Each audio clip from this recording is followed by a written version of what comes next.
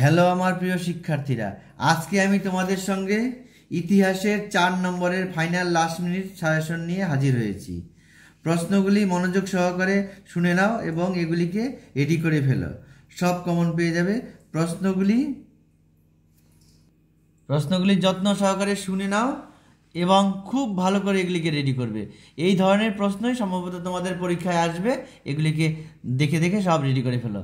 তোমাদের তো সারা বছর সবগুলি প্রশ্ন পড়া হয়ে গেছে, এবার এই প্রশ্নগুলিকে একটু ভালো করে গুরুত্ব সহকারে দেখো। যেমন প্রথমে বলছি, দেখো, টিকা লিখো। নীল দর্পণ, নীল দর্পণ সম্বন্ধে এইভাবে সরাসরি নীল দর্পণ টিকা আসতে পারে, বা এইভাবে ঘুরিয়ে ফিরিয়ে অন্যভাবে প্রশ্নটা আসবে, তোমরা দেখে নাও। নীল দর্পণ, 70 বৎসর, হুতুম প্যাঁচার নকশা, জীবনের ঝরাপাতা, মহারানী ঘোষণাপত্র, নারী ইতিহাস, হিন্দু মেলা। যে কটি প্রশ্ন বললাম এই কটি কিন্তু খুব দরকারি, আর এই প্রশ্নগুলো একটু দেখে যাবে। যেমন হিন্দু প্যাট্রিয়ট, জমিদার সভা, ভারত মাতা, এই প্রশ্নগুলি একটু দেখে যাবে। পরের প্রশ্ন, খেলাধুলার ইতিহাস, নতুন সামাজিক ইতিহাস, পরিবেশ ইতিহাসের গুরুত্ব ও বৈশিষ্ট্য আলোচনা করো। এই প্রশ্নটাকে দেখবে। খেলাধুলার ইতিহাস বা নতুন সামাজিক ইতিহাস বা পরিবেশের ইতিহাসের গুরুত্ব ও বৈশিষ্ট্য, এই প্রশ্নটি একটু ভালো করে করো। এখান থেকে কিন্তু যে কোনো একটা পার্ট আসবে, সবগুলো পার্ট আসবে না, যে কোনো একটা পার্ট। হয়তো খেলাধুলার ইতিহাসের পার্ট আসতে পারে, বা সামাজিক বা পরিবেশের ইতিহাসে এইভাবে আসবে। পরের প্রশ্ন, ছাপাখানা বিস্তারে চার্লস উইলকিনসন ও শ্রীরামপুর মিশনের ভূমিকা উল্লেখ করো। এখানে কিন্তু দুটির মধ্যে একটা আসবে, দুটা কিন্তু আসবে না, যে কোনো একটা। এরপরে দেখো, পরের পার্টের টিকাগুলি রয়েছে। দেখো, রাজ্য পুনর্গঠন কমিশন, এটা একদম শেষের অধ্যায়ের আছে। একা আন্দোলন, সারা ভারত কিষাণ সভা, রশিদ আলী দিবস, মুন্ডা বিদ্রোহ, দীপালি সংঘ, বামাবধিনী পত্রিকা, নারী মুক্তি আন্দোলন। এই যে প্রশ্নগুলি বললাম, ওয়ার্কার্স অ্যান্ড পেজেন্টস পার্টি, এই প্রশ্নগুলির মধ্যে মুন্ডা বিদ্রোহ, বামাবধিনী পত্রিকা, নারী মুক্তি আন্দোলন, ওয়ার্কার্স অ্যান্ড পেজেন্টস পার্টি, এই প্রশ্নগুলি কিন্তু খুব ভালো করে পড়বে, যেগুলি আমি বললাম স্টার দেওয়া আছে। পরের প্রশ্ন শুনে নাও, ভারতে পাশ্চাত্য শিক্ষার প্রসারের ফলাফল আলোচনা করো।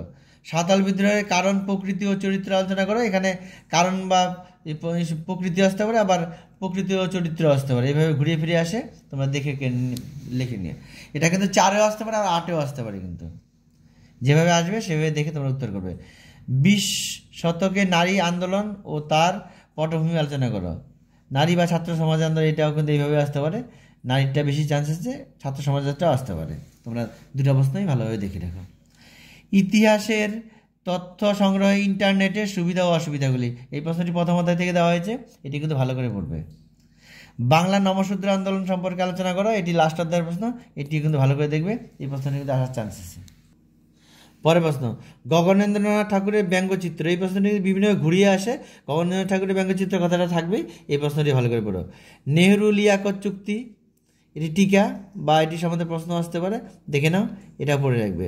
হায়দ্রাবাদ কিভাবে ভারতের সঙ্গে যুক্ত হয়, এই প্রশ্নটি পড়ে। উদ্বাস্তু পুনর্বাসনে ভারত সরকারের ভূমিকা, এটি প্রশ্ন ভালো করবে। সাঁওতাল বিদ্রোহের কারণ ও ফলাফল, এই প্রশ্নটি 8এও আসতে পারে, আবার 4এও আসতে পারে, ভালো করে দেখে নিও। নীল বিদ্রোহে বাংলার শিক্ষিত বুদ্ধিজীবী সম্প্রদায়ের কীরূপ ভূমিকা ছিল, এই প্রশ্নটি নীল বিদ্রোহের কারণ ফলাফল এভাবে আসতে পারে। দলিত আন্দোলনের বিষয়ে গান্ধী আম্বেদকর বিতর্ক, এটি তো অত্যন্ত দরকারি প্রশ্ন, যেটি ভালো করে পড়বে। বাংলার কারিগরি বিকাশে বেঙ্গল টেকনিক্যাল ইনস্টিটিউটের ভূমিকা, এই প্রশ্নটি অত্যন্ত দরকারি।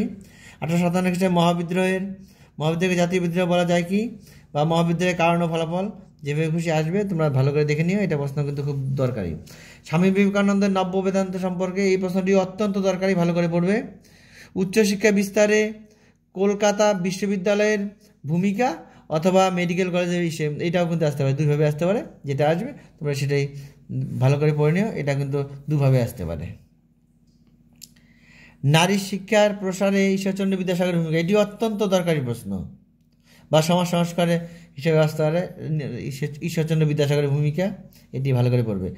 গ্রামাবর্তা প্রকাশিকা পত্রিকার বাংলা সমকালীন সমাজের কীরূপ প্রতিফলন ঘটেছে, এই প্রশ্নটি ভালো করে পড়বে। বিজ্ঞান চর্চার Indian association for the cultivation of science এর অবদান লেখো। যে প্রশ্নগুলি বললাম এগুলি প্রত্যেকটা কিন্তু দরকারি প্রশ্ন। এই প্রশ্নগুলি যদি তোমরা রেডি করে যেতে পারো, 4 নম্বরের প্রশ্নের জন্য কোনো রকম তোমাদের পিছপা হতে হবে না, এখান থেকে তোমরা সরাসরি কমন পেয়ে যাবে। এই প্রশ্নগুলি অত্যন্ত গুরুত্ব সহকারে এগুলিকে রেডি করো, আগে এগুলিকে রেডি করো, তারপরে তোমরা যদি এক্সট্রা পড়তে চাও এগুলি পড়ো, কিন্তু আগে এগুলিকে রেডি করো। যে প্রশ্নগুলি আমি বললাম এগুলিকে তোমরা খুব যত্ন সহকারে তাড়াতাড়ি রেডি করে ফেলো। এই ছিল 4 নম্বরে।